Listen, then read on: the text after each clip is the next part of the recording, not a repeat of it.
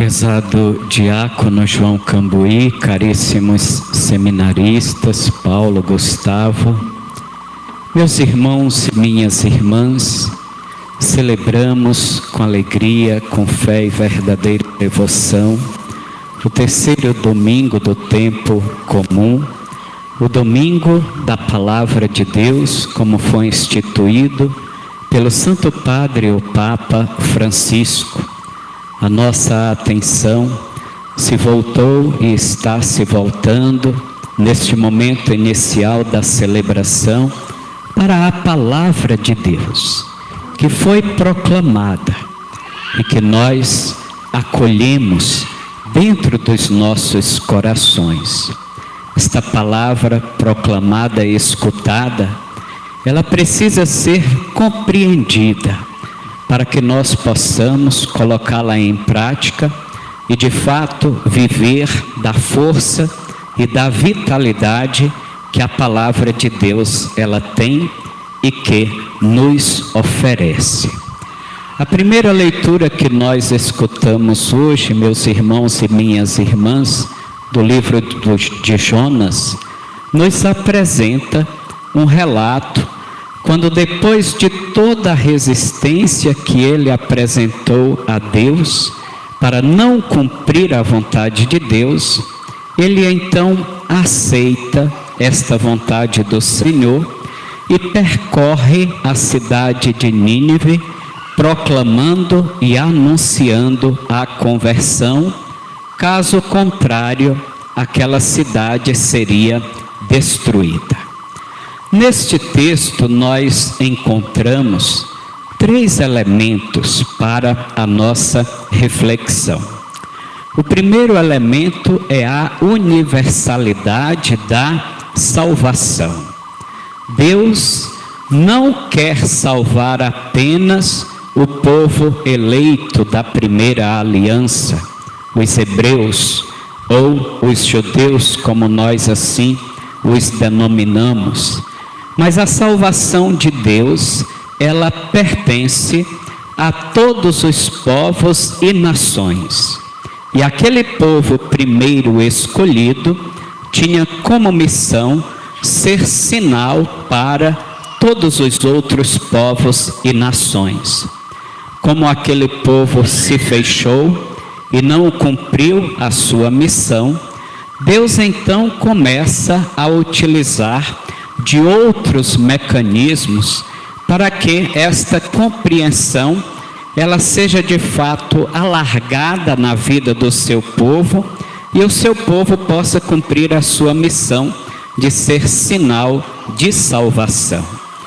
Sim, aquele povo, no segundo elemento, acolhe a proposta de conversão sem resistência. E aqui nós encontramos um outro grande ensinamento para a nossa vida.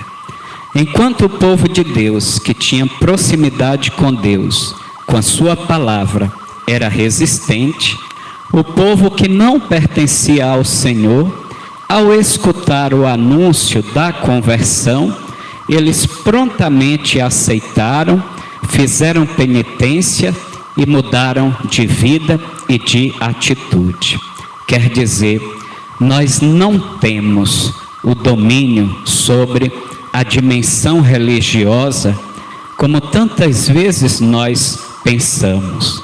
Esta experiência religiosa, ela pode ser suscitada no coração de cada homem e de cada mulher quando tem contato, quando tem o encontro com esta palavra de Deus que é anunciada e que é proclamada. E o terceiro ensinamento da primeira leitura é que, assim como Jonas, ele foi escolhido por Deus para cumprir esta missão de anunciar a conversão e a universalidade da salvação de Deus, todos nós também somos convidados pelo Senhor para sermos arautos da sua mensagem e para sermos arautos da sua boa nova. Nós não podemos ter medo de fazer aquilo que Deus determina para a nossa vida. Nós precisamos ter coragem, ter vontade, com aquela confiança singular de que a graça de Deus nos basta, de que a graça de Deus nos acompanha, e só na experiência desta graça de Deus é que nós conseguimos realizar tudo aquilo que Deus designou para a nossa vida. O querer é de Deus, a vontade em colaborar é nossa, mas o que nós fazemos não é mérito nosso, mas é tão somente pela atuação da graça de Deus em nossas vidas. Assim aconteceu com Jonas, com Paulo, com todos os outros apóstolos, e assim acontece com cada um de nós, quando nós não nos fechamos, mas quando nós nos abrimos para realizar a vontade do Senhor. O Evangelho hoje proclamado, meus irmãos e minhas irmãs, aqui nós compreendemos que existe uma delimitação do tempo e, portanto, das missões. Cessou o tempo de João Batista, portanto, o tempo da promessa, e agora nós entramos no tempo do cumprimento das promessas de Deus, que foram realizadas na pessoa de Jesus Cristo, o nosso Senhor. Não é mais João Batista quem fala. Quem agora fala é o próprio Jesus Cristo. E ele começa o seu ministério dizendo: o tempo já se completou e o reino de Deus está próximo. Convertei-vos e crede no Evangelho. Aquela mesma mensagem que nós escutamos lá da primeira leitura, uma proposta de conversão, é agora a proposta que Jesus faz para todas as pessoas. Por quê? Porque ninguém pode entrar na dinâmica do reino de Deus sem fazer a experiência da conversão. E o que é a conversão? A conversão é a mudança de mentalidade, é a mudança de postura, é a mudança de comportamento, é a mudança, nós podemos dizer também, de lógica, da maneira de ver, de conceber as coisas. E de fato, quem não é capaz de mudar a sua maneira de pensar, não entra nesta dinâmica do reino de Deus que Jesus traz consigo. O que é o reino de Deus? É o reinado de Deus no meio do seu povo, promovendo a paz, a segurança e a tranquilidade. O reino de Deus é o próprio Jesus, presente e atuando na vida das pessoas. Portanto, aqueles que se convertem, que mudam de mentalidade, entram na dinâmica deste reino de Deus. Aceitam Jesus, que é a própria proximidade do Pai na vida de cada pessoa.